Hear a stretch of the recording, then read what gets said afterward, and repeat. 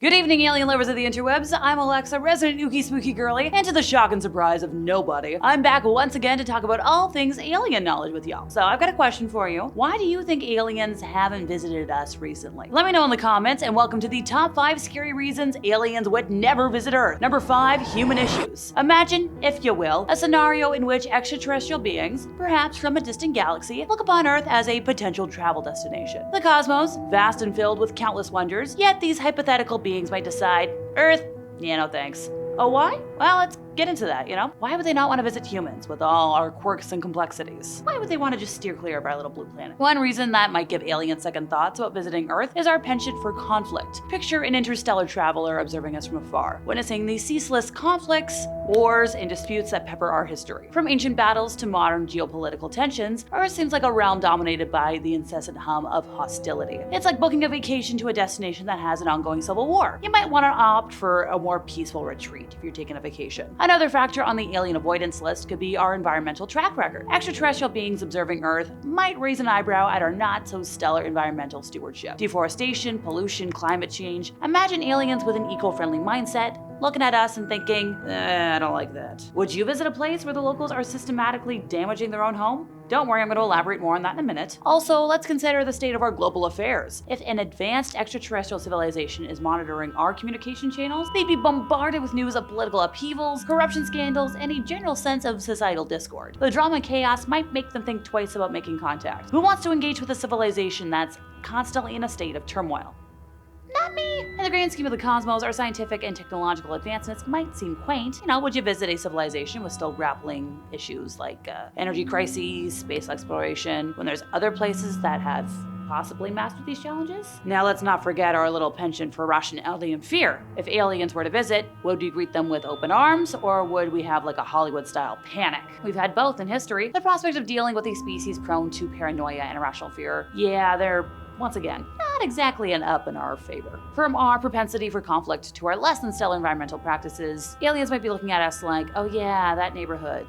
Let's not say we did. Number 4, global warming. Maybe this entry is so high up because it's a reason I wouldn't visit Earth. Look, it's less than a week till Christmas, and I've witnessed exactly one snowfall that stuck around for maybe a day. As somebody who works outside every December, I usually see snow sticking around by now. At least a little bit. I don't think this is my first green Christmas, but it doesn't mean I have to be happy about it being plus 10 degrees Celsius and rainy, when it should be a lot more jolly out. I'm not a big fan of breaking a sweat while wearing costumes meant for colder weather. Pardon me, I got a little sidetracked there, but I swear it's still on topic. For example, Toronto broke a record from the 50s this year for the warmest ever beginning of October on record. We also broke some dates for June. Oh, and before I forget, in March of this year, I remember having to turn on my apartment AC early because it was in the 20s and 30s out and I was struggling to sleep. I don't do well in the heat. Summer of 2023 was the Earth's hottest since global records began in 1880, according to scientists at NASA's Goddard Institute of Space Studies. The months of June, July, and August combined were 0.23 degrees Celsius warmer than any other summer in NASA's record, and 1.2 degrees Celsius warmer than the average summer between 1951 to 1980. August alone was 1.2 degrees Celsius warmer than average. This new record came from exceptional heat that swept across much of the world, exacerbating deadly wildfires in Canada and Hawaii, and searing heat waves in South America, Japan, Europe, and the US, while likely contributing to severe rainfall in Italy, Greece, and Central Europe. According to NASA Administrator Bill Nelson, extreme weather is threatening lives and livelihoods around the world, and the impacts of climate change are a threat to our planet and future generations. So NASA assembles its temperature record, known as GizTemp, from surface air temperature data acquired by tens of thousands of meteorological stations, as well as sea surface temperature data from ship and,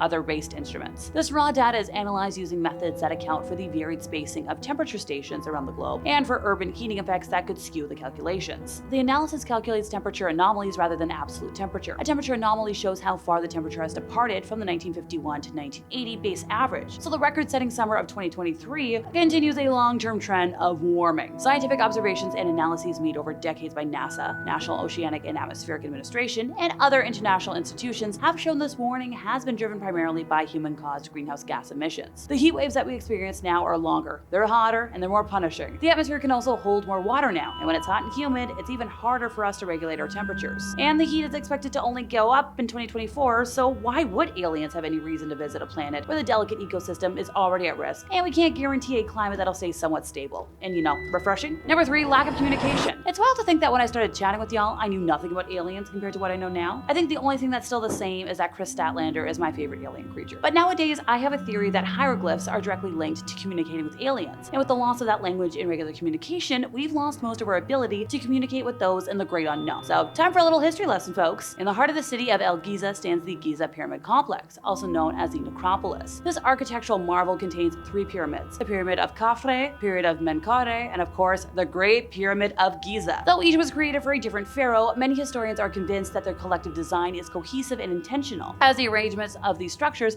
is possibly a representation of the Orion constellation. The complex's crown jewel, though, is the Great Pyramid. Most believe that it was erected under the watchful eye of the pharaoh Khufu, to be a tomb where the king would complete his transformation into a god in the afterlife. It was assembled from 2.5 million stone blocks, some of which came from over 500 miles away, which is particularly amazing when you consider that they didn't have the use of wheels at the time, and that construction only took 20 years. If that sounds like a lot to anybody, try living in Toronto, where construction takes that long to renovate a single road. Whoever designed and built the pyramids had incredible detailed knowledge and architectural skill. When completed, the pyramid towered over the city, and its corners aligned almost exactly with the points of a compass. In general, Egyptians often oriented structures to the true north quite precisely, likely using stars such as Polaris to orient their work.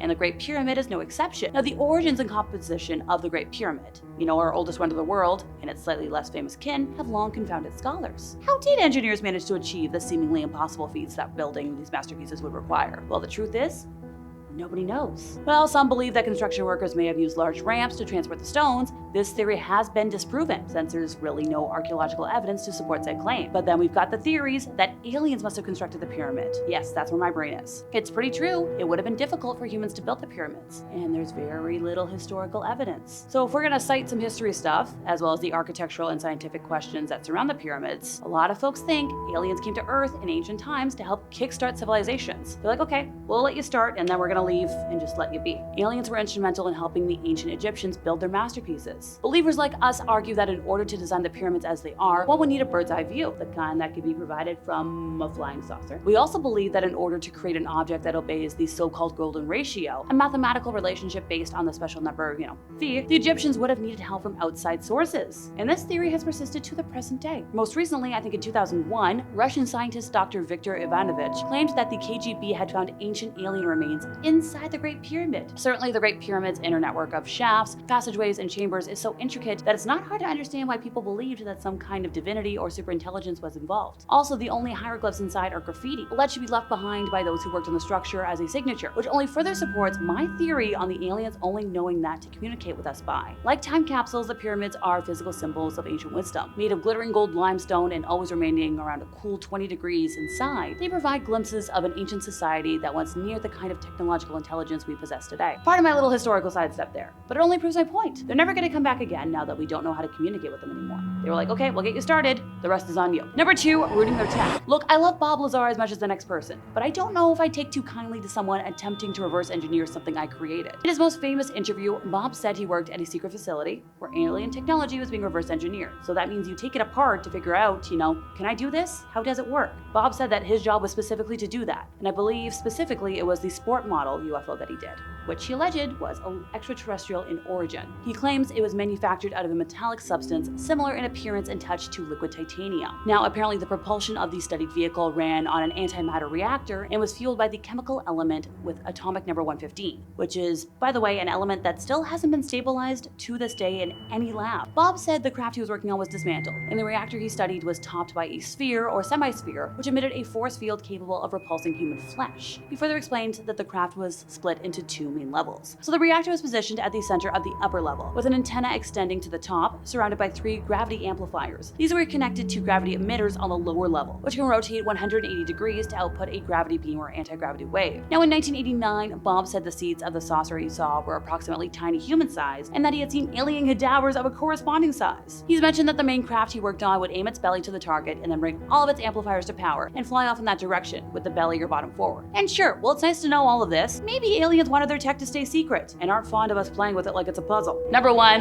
they're too far away. So when I was chatting with my dad on the phone last night, he was talking about how one of his all-time favorite bands is finally playing concerts again, but halfway across the world. Even though he loves the band so much, he doesn't consider a 12-hour flight to see them worth it. So why should we expect aliens to feel the same way about a very long trek to come visit us? There are an estimated 400 billion stars in the Milky Way and an estimated 2 trillion galaxies in the universe. According to findings by the Kepler Science Telescope and other ground-based and space-based observatories, virtually every star in the sky is circled by at least one planet, and many, like our sun, by a whole litter of them. That makes for trillions upon trillions of worlds on which life could, in theory, have taken hold. Earth's so-called radio bubble, which streams out in all directions north and south, east and west, thus measures just 200 light years in diameter. That's a fly speck in a galaxy that measures 100,000 light years across and a universe that is a staggering 94 billion light years. What's more, if a civilization were to have received our signal and sent back a response by now, it would have to be located just 50 light years away, since it would take 50 years for our radio beacon, traveling at the speed of light, to have reached it, and another 50 years for the receiver to have sent back a message. That's a whopping century for just a two-way hello, which is a bit much. And that brings us to the end of our time, and I think I presented a pretty decent case as to why aliens haven't been bothering to swing by for a hello as often as we'd expect or like. If you enjoyed my ramblings today, could you help us out by giving this video a like, subscribing if you aren't already, hit the bell for more alien discourse from us here at Top 5 Scary Videos, and I'll see y'all next time, you lovely spooky people.